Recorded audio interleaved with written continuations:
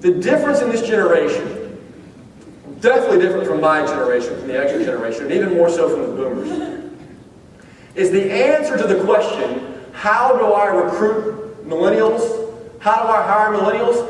Has very little to do with money. Money is very rarely, if ever, the answer to the question, how am I going to recruit this generation better? And don't get me wrong, you've got to pay them a fair wage. That's your entrance fee. That's your ticket to them. But their focus is not on money. Their focus is different.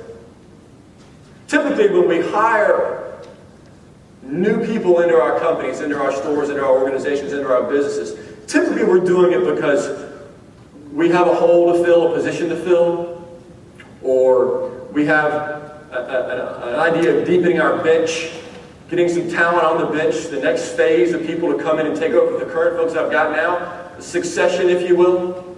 So typically when we hire new people in our organization, especially from a younger generation, the thought is what they're going to do eventually.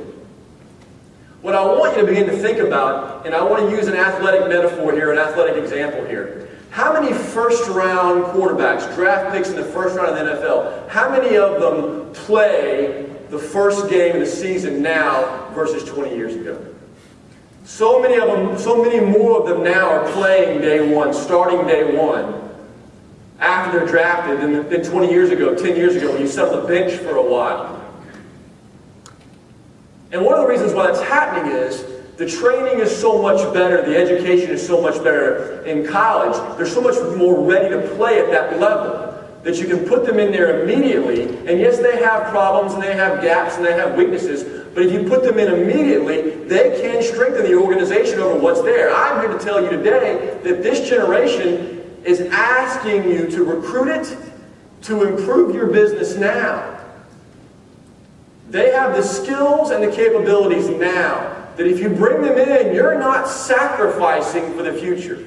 Don't look at hiring this generation and bring them into your company as the 4 and 5 and 6 and 10 year plan. It's a right now plan. It's a tomorrow plan.